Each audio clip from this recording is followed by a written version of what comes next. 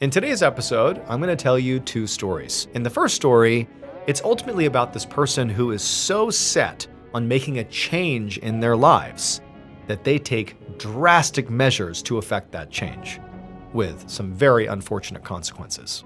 The second story is about this town in California where there was this perceived threat, and it was sort of normalized and people were not that worried about it until it totally spiraled out of control. But before we get into today's stories, if you're a fan of the strange, dark, and mysterious delivered in story format, then you've come to the right place because that's all we do, and we upload 2, 3, even 4 times every week. So if that's of interest to you, please sneak into the like button's house and write on their bathroom mirror, "I'm watching you" in red lipstick. Also, please subscribe to our channel and turn on all notifications so you don't miss any of our weekly uploads. Okay, let's get into today's stories.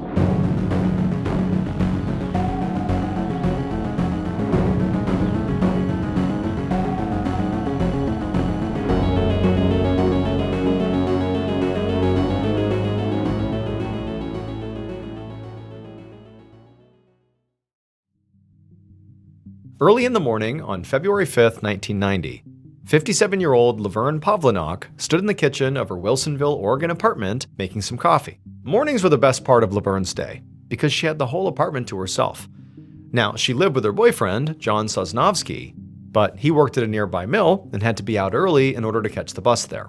And each time he left, Leverne felt like a huge weight lifted off of her.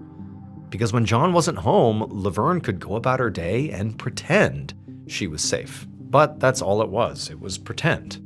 John, in reality, was an incredibly violent man. I mean, he was seriously physically abusive, especially when he was drunk, which was basically all the time. So Leverne had actually been married, but her husband had died of cancer, and she had ultimately met John following her husband's death. And so when they met, Leverne was very vulnerable and lonely, and she really hadn't realized the kind of person John was until it was too late. It had been 10 years now, and Leverne still had not, built up the courage to leave him. I mean, the reality is she was just scared of how he would react, and so she sort of felt trapped. Now, she sat down at her kitchen table with her coffee, and she opened up the local paper. And as soon as she did, the first thing she saw was a big black and white photo of a smiling young woman who likely was in her 20s. The photo was connected to an article about a recent murder that happened 30 miles away, just northeast of Portland. The victim had been identified as a woman named Tanya Bennett, and Tanya Bennett was the girl in the photo. The article said she had been beaten and then also strangled with a rope, and then she had been left on the side of the highway. And when Leverne read about the area she actually had been, dumped, she realized it actually was only about 1.5 miles down from this famous scenic overlook that Leverne had actually been to before. Like, she was familiar with this area. And so Leverne, she's reading the article and she's looking at this picture back and forth, and it was like something was sort of forming in her mind. She just had like this weird sense that she knew something about this case. And then as she stared at this photo for a little bit longer, it's like it all came together. And she realized almost certainly that she knew John very likely killed this woman. And so even though she loved her peaceful, quiet mornings with her coffee, Leverne immediately stood up, she grabbed the phone, and she called the police. After she hung up with police, Leverne was very shaken up. I mean, her heart was still racing. I mean, this was a very risky thing she was doing, because she had no way of knowing if what she had just given authorities was enough to arrest John. If it wasn't, it was entirely possible that John would discover this betrayal of her calling the police about him, implicating him in a murder, and he would probably just continue his abuse, if not amp up his abuse of Leverne. And so the way she saw it is either what she just did was going to end the chapter with John and he was going to go to jail for murder, or Leverne might wind up being the next dead girl on the side of the highway. A little over a week later, on the morning of February 16th, Detective John Ingram sat with his partner in a very clean living room in Wilsonville, Oregon. Ingram was the lead investigator on Tanya Bennett's murder case, and he was there to speak to Leverne, who was sitting on the opposite couch. And Leverne seemed really nervous and kept fidgeting constantly and offering Ingram and his partner refreshments. It was just very clear that there was a lot on this woman's mind. So Ingram knew that Leverne had a week earlier called in a tip about the victim's killer. She thought it was her own boyfriend, John Sosnowski. And right now, Ingram was very eager to hear what she had to say about her boyfriend, to basically elaborate and sort of give the full story of why she believed what she believed, in part because Ingram's case so far had absolutely no other leads. Like, this was it. The victim's body had been found on a grassy slope so close to the edge of the highway that you could see her from the road. But Ingram and his partner had not been able to find any witnesses. A few people had claimed to have seen Tanya along with some man at a bar earlier in the night before she went missing, but no one had been able to effectively describe that man. It was just some guy she was with. And so Ingram and his partner had basically talked to just about anyone they could think of that might have known Tanya. They'd canvassed her neighborhood, they'd interviewed her family, coworkers, friends, and they still had not been able to find anybody who fit as a suspect. They also hadn't found any good physical evidence at the scene, like fingerprints or helpful forensics.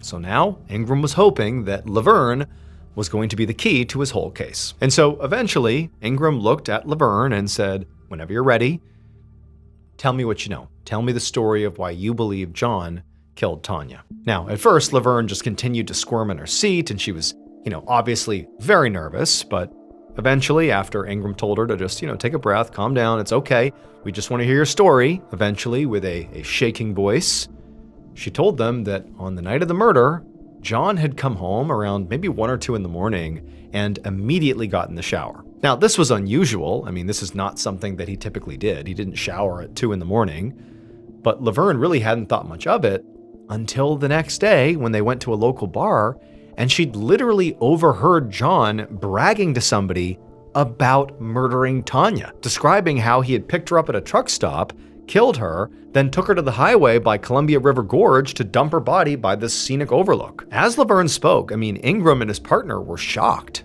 Basically, Leverne had overheard effectively a confession, and the details of that confession did seem to line up with what they had heard so far. Tanya had been seen out late at night with some man, although nobody could really describe the man.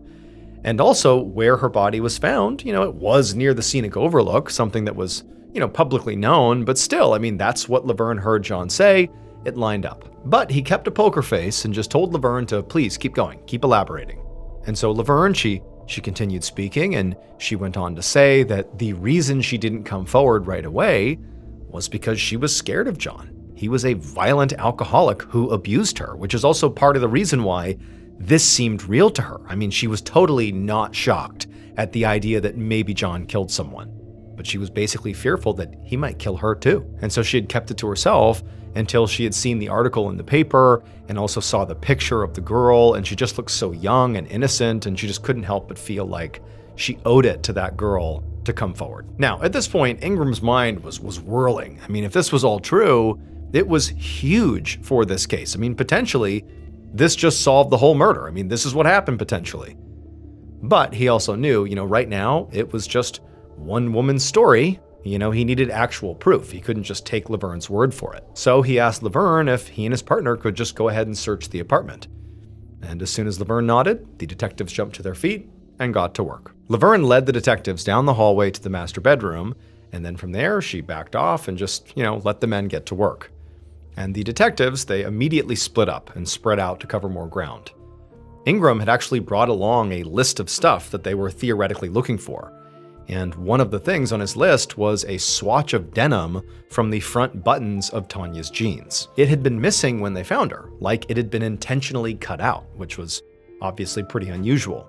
And it made him think that Tanya's killer had taken a trophy or something. But after a few minutes of searching around the bedroom, Ingram did not see this denim patch. In fact, he actually didn't see anything at first glance that connected John to Tanya, until he went over to look through this cardboard box of papers and began sifting through them. And when he pulled out a torn piece of scrap paper and read what was on it, he froze. On this piece of scrap paper was a handwritten message that just said, quote, "T. Bennett, good piece." Ingram immediately called his partner over, who walked over and looked at the note, and both of them are like, okay, obviously, we need to bring John in right away for a chat. But after leaving the bedroom and walking towards the door to leave, who comes in the front door? none other than John Sosnovsky. Hey guys, I have some pretty big news. I know many of you are excited to hear. I am going to be doing another live storytelling tour this year. You can find me in a bunch of cities, including new ones on the West Coast and across the United States, where I have never played before. Plus, I'm really excited to share that I will also be performing in an international city, since so many of you have been asking me to visit. We put together an absolutely amazing show with a whole bunch of awesome stories, including stories you will not hear anywhere else. New content you can only get if you come to this show. And guess what? Tickets for this tour are available right now at tour.ballenstudios.com. In terms of the types of tickets you can buy, they range from general admission to VIP. Again, that's tour.ballenstudios.com. I'm also going to be giving away a trip to meet me at one of my live shows. And so if you want to enter for your chance to win that, all you have to do is donate to win at fandiem.com/MrBallen. Again, that's fandiem.com/MrBallen. Get your tickets and enter the sweepstakes today. I can't wait to see you at the show. About an hour later, Ingram sat at an interrogation table in the sheriff's office, staring across it at John. And John had a very confused look on his face, but otherwise seemed relatively calm. Back at the apartment, when John had walked in the door and sort of saw the detectives and didn't know what was going on, Ingram had told him who he was and why he was there, and John had really just seemed surprised, but had quickly agreed to go with them to the station if they wanted to speak to him. But Ingram knew from experience that, just because John was acting very cooperative did not mean he was innocent. Now, Ingram slid a picture of Tanya across the table and asked John if he knew who she was or had anything to do with her murder. And John didn't deny it or act horrified or offended to be asked.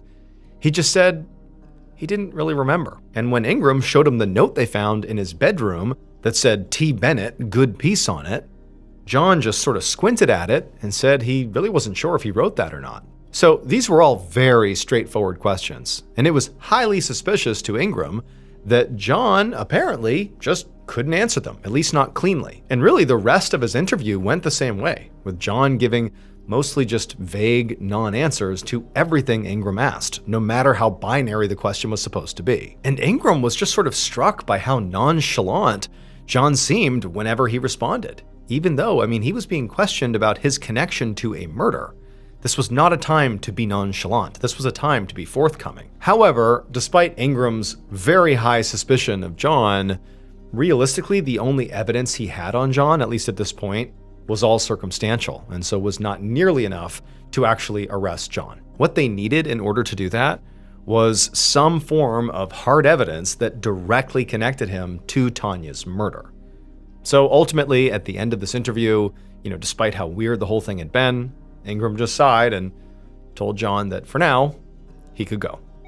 4 days later, Ingram had just gotten to his office for the morning when his desk phone rang. He picked up and was surprised to hear Leverne's voice on the other end. But before he could ask her what this was about, Leverne told him she had found something in her car that morning and felt like he needed to see it. And when she told him what this thing was, Ingram said he would be right over. Then he immediately hung up and ran to find his partner. As he drove to Leverne's, he found his heart was racing. Over the last few days, they hadn't found any additional evidence to prove John was their killer. In fact, if anything, they had actually lost some evidence, since that note they found inside of John's things in his house ended up being a dead end, because their analysts couldn't actually match the handwriting to John, so they didn't know for sure if it was him. But now, based on what Leverne had just told him on the phone about what she found in her car, he was pretty much positive that this was the break he needed. Within the hour, Ingram and his partner were standing in Leverne's garage with Leverne staring into the open trunk of her car. Leverne had told Ingram that she kept her car and really her whole life very, very clean, like her apartment's clean, everything's clean all the time. And when she went into her car that day, she noticed there was a little swatch of denim sitting in the trunk.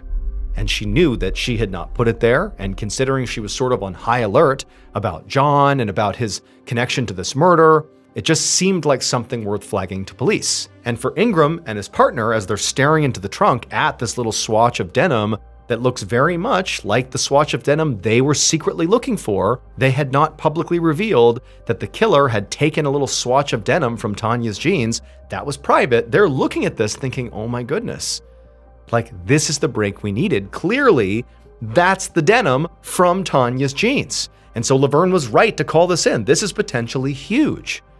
Now, obviously, Ingram knew that they would still have to get this denim tested to make sure it really was Tanya's. I mean, it's entirely possible that it was actually Leverne's or John's or was unrelated, but circumstantially, this felt like hitting the jackpot. And so Ingram watched as his partner picked up the swatch, put it into an evidence bag, and then they left and said they would have it tested and they would be in touch.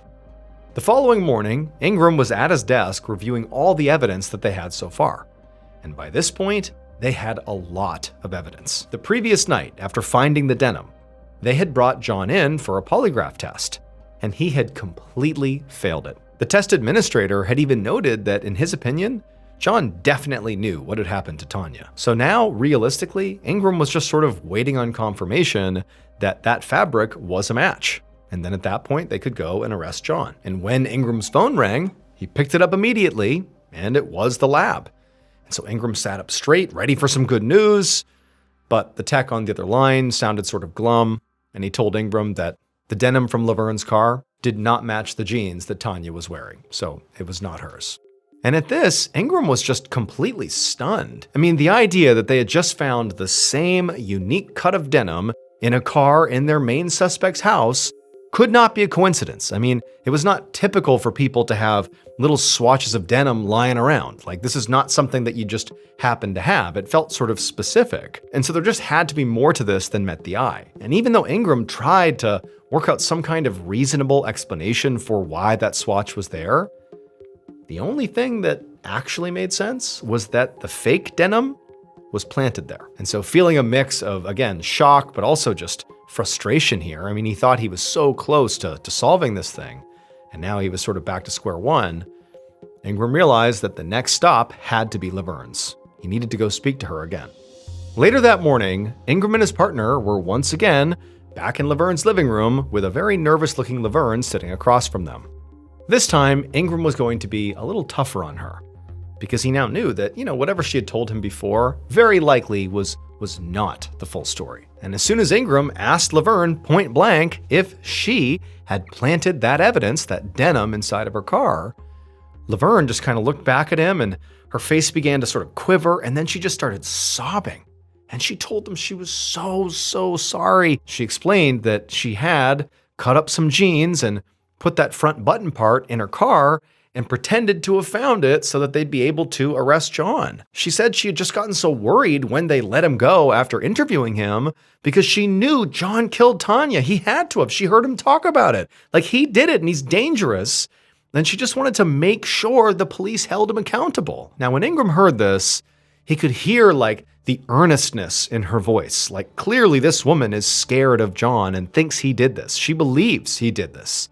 And so he wanted to believe her angle here, as inappropriate as planting evidence was. But, critically, he knew Leverne still was definitely not telling him everything, because there was simply no way she could have known to plant that unique cut of the jeans unless she had intimate knowledge of the crime or some other inside information. But there was just something missing here. Why would she randomly choose that front cut of denim as just the evidence? Oh, here's some evidence that's gonna make John look guilty. Why would she choose that? That's way too on the nose. And when he pointed this out to Leverne, it was like Leverne's energy completely shifted, from sobbing and sadness and remorse to just pure like hesitation.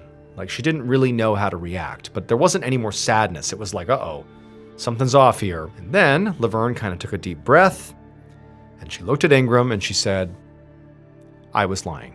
You're right.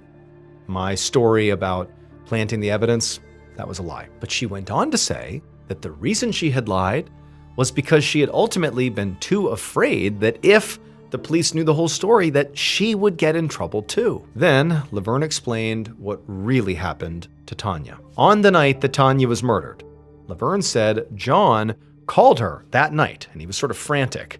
And he said to her that he was in trouble and that she needed to meet him at the bar that he was at. and to bring along a shower curtain. And so Leverne said because she was very scared of John and, was just fearful of asking any questions, she had just done what he said. And she got the shower curtain and she had driven out there and she found John in a parking lot standing over a body. It was Tanya.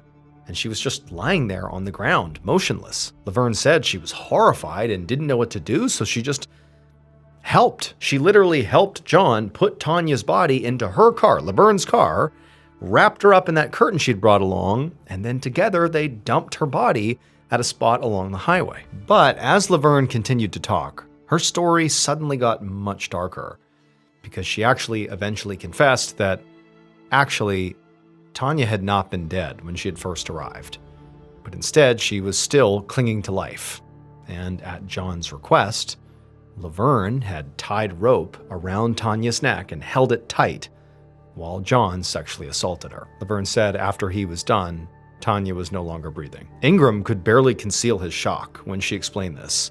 I mean, here was this gentle, soft-spoken lady who was now telling him that she had actively participated in the sexual assault and murder of this young woman. It was hard to wrap his head around it. And at the moment, all Ingram could think was, this can't be real. But what Leverne was saying just fit. It explained John's cagey answers to his questions, his failed polygraph, and how Leverne knew the right part of the genes to cut out and fake as evidence. Because she and John had been the ones who actually made the cut on Tanya's genes. They knew. But despite getting this earth-shattering confession here, Ingram wanted to be completely sure that this version of the story Leverne was telling him was actually the truth. And he knew exactly how to prove it.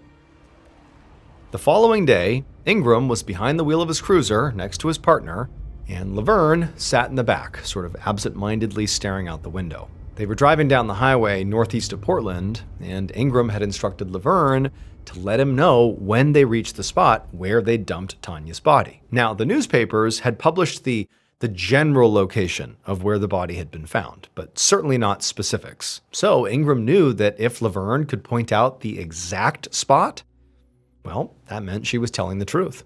As they began to get closer and closer to the spot Ingram knew was the spot, he sort of felt his heart rate pick up, but he didn't drive any faster or slower. He didn't signal that it was coming up. He just kept on driving, steady, going straight, sort of expecting Leverne to call it out any moment. But the cruiser drove right past the actual spot where the body had been found, and Leverne didn't say anything. For a few minutes, they just kept on driving down the road in total silence, and Ingram's feeling really disappointed here.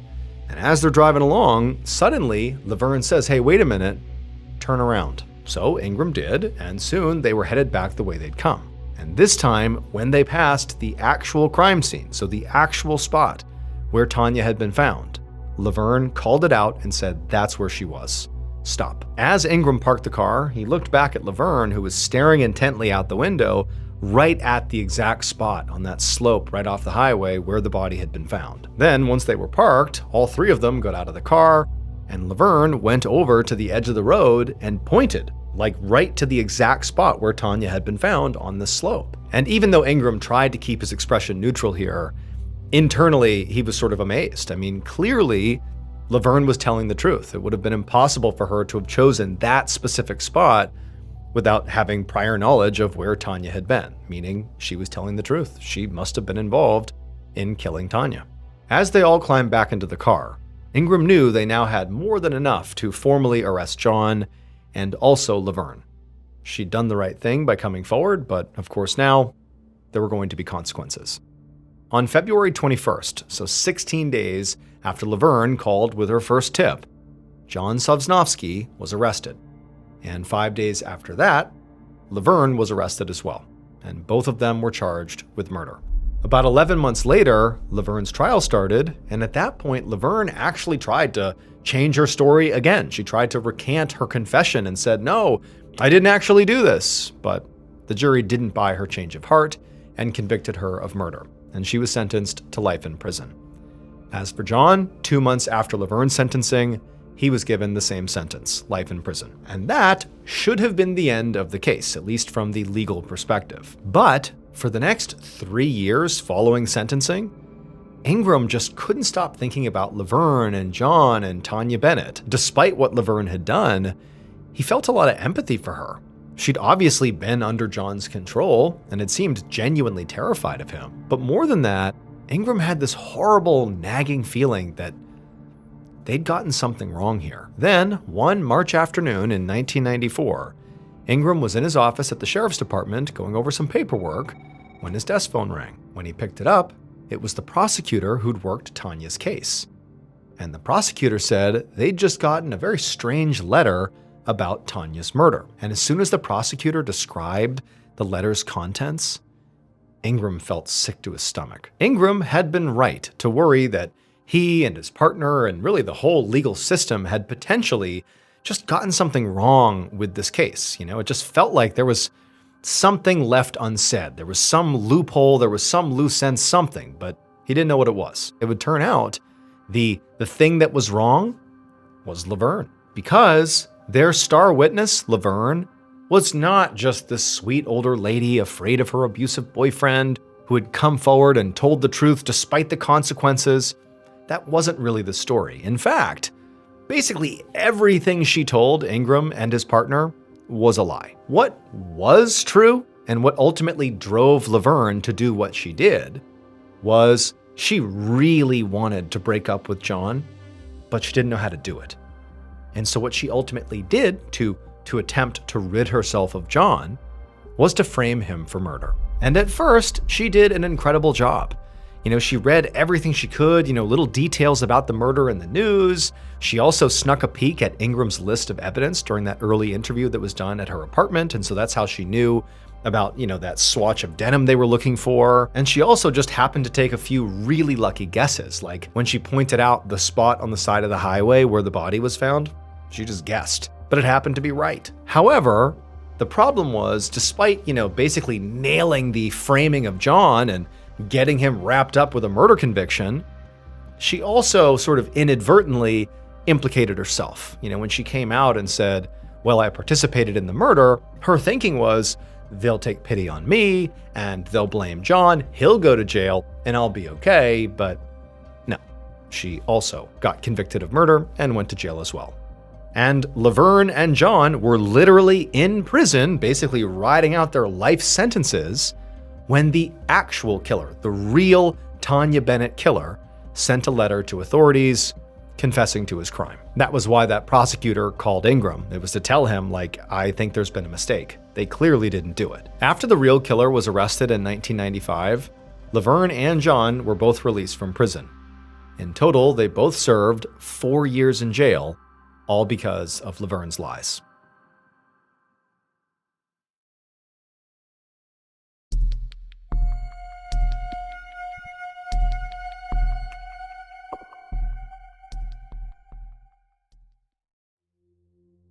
One morning in early November of 2023, a 71-year-old woman named Patrice Miller stood in front of her fridge in her little home in the rural town of Downeyville, California. And she saw she was running low on food, which meant it was time to place an order with the market in town, which delivered her groceries for her. Getting her food delivered was essential for Patrice and where she was at in her life right now. She lived alone and had a whole house to take care of, which was definitely getting harder the older she got. She'd also had some health problems lately, so it was getting more difficult just to move around. She even had a walking stick just to prop herself up. As Patrice stood in front of her fridge, wondering what she was going to add to her grocery list, she heard one of her 2 cats meowing outside. And this reminded her that amongst some other chores, she needed to feed her cats. So she decided to make her list later, and she just closed the fridge door, put some cat food in a bowl, and then grabbed her walking stick and headed outside. Patrice carried the cat food out onto the porch. She had some other things to do outside, but she couldn't hold a lot of things at once because of her walking stick. So once she had put the bowl down, she then headed back inside to get her compost, and then took that back outside to her garden. And she tried to do all these outdoor chores really quickly because she didn't like being outside these days. She had lived in Downeyville for a long time, but over the past few years, it had gotten really dangerous there. Now, she hadn't realized how bad it was at first because she mostly kept to herself, but eventually she learned that her neighbors were starting to get intruders on their property. There had also been a clear uptick in vandalism in people's yards and to their homes. And in fact, over the past few months, Patrice herself had begun to experience this directly. In fact, she had dealt with so many attempted break-ins at her own house that she had become convinced that she had a stalker. She'd even put bars on her windows as a security measure. So that's why Patrice did not like being outside. She felt exposed, like her stalker or whoever it was that was doing this was going to be watching her and would come over here and attack. And so, as fast as she could, she dumped the compost in her garden, turned around, hustled inside, and shut the door behind her. And as soon as she had done that and was safely inside her house, she felt hugely relieved. A few days later, on November 8th, at the market in town where Patrice typically got her groceries, a 55-year-old cashier named Cassie Koch rang up a customer at the register. But as she bagged their purchases, her mind was elsewhere. She was thinking about Patrice.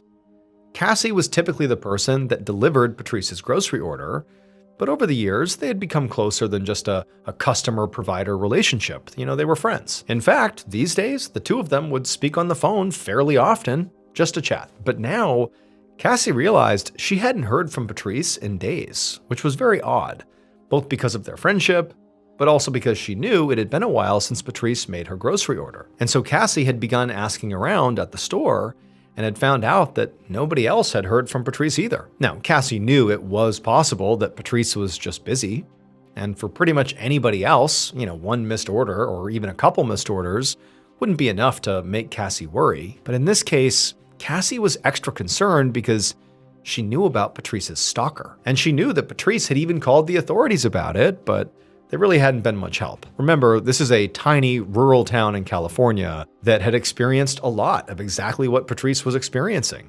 break-ins, harassment, and other kinds of vandalism or damage. However, neither Patrice nor anybody else had reported any actual violence. So authorities were basically overwhelmed with a flood of what they considered sort of relatively minor complaints. And Patrice's situation really didn't seem much worse than anybody else's in town. And also, officials just didn't have the manpower to deal with it. And so ultimately, all authorities did was just advise Patrice on ways she could handle it herself, which was why she'd installed those bars on her windows. All this is to say, Cassie knew that Patrice was genuinely terrified of her stalker, who Patrice referred to as Big Bastard. And she was worried about what the stalker might do next. So after Cassie was done with her shift that day, she tried to get in touch with Patrice one more time. But when she couldn't reach her yet again, Cassie called the police and asked them to go do a wellness check. That evening, a deputy from the Sierra County Sheriff's Department drove up to Patrice's house and parked in front. And immediately, he could tell something was wrong. The front door of her house was clearly smashed in, and there was a garden hose that was laying across her porch steps and was spraying water everywhere, like the water had just been left on. And so the deputy got out of his cruiser and he walked over to the house and he found the turnoff for the water on the side of the house. And then he walked up the front steps of the porch. And as he did this, he was constantly looking around and listening, trying to figure out what was going on here. I mean, he didn't know if there was an active threat inside the house. He had no idea what he was walking into.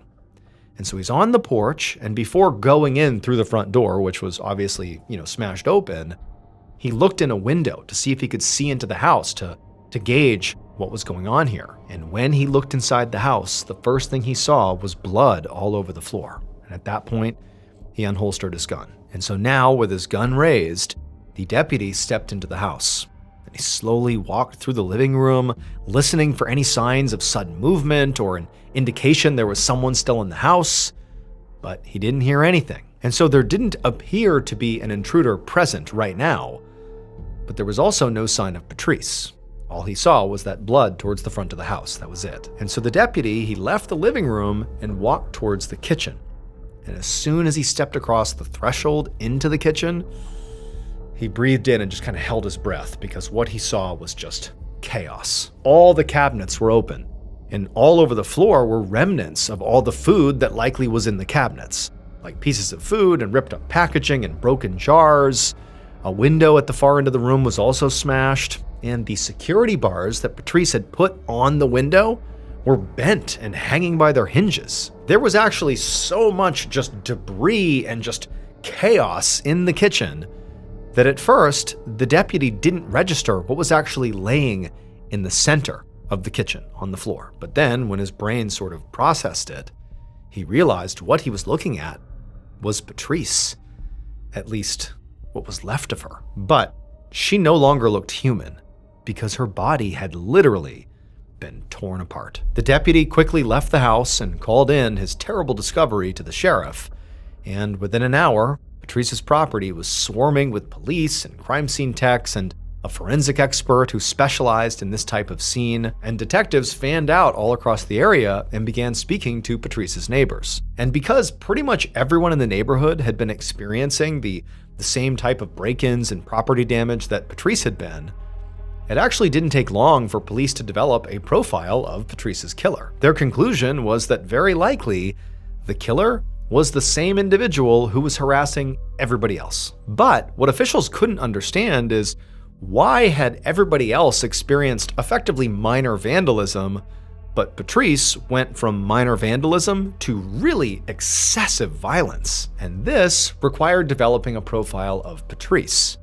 And so as police searched for her killer, they were also working on reconstructing Patrice's movements on the final day of her life. And at first, in their efforts, really they were just stumped. I mean, all she had done on that day, as far as they could tell, were some basic chores. But as they dug into what those chores consisted of, they found two things that actually explained everything. It would turn out that every day for the past couple of years, Patrice had been making two terrible mistakes. She fed her cats out on the porch, and she emptied her compost into the garden. And these two actions ultimately were what sort of attracted her stalker, Big Bastard, to her home. Because Big Bastard was a black bear. He loved to eat cat food and kitchen compost scraps. And eventually, he decided that Patrice was food too. So on that day in early November of 2023, when Patrice fed her cats and emptied her compost for the last time, Big Bastard waited until Patrice was in bed and then broke into her house and savagely killed her. By the time the deputy arrived at Patrice's home, Big Bastard had been eating Patrice's body for days. And so what he saw in the kitchen was what was left of her. Black bears are not typically dangerous to people. In fact, Patrice was the first known black bear fatality in California history. But it was exactly that sort of lack of perceived danger, which is why officials didn't help Patrice or any of her other neighbors get rid of these black bears when they were coming into their neighborhood and causing all this property damage and all this alarm. They basically said, what's the worst they could do?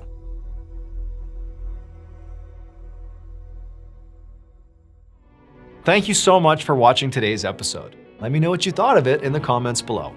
And remember, we have a whole playlist of Places You Can't Go episodes ready for you to binge right now. So go ahead and click here and give them a watch. All right, until next time, see ya.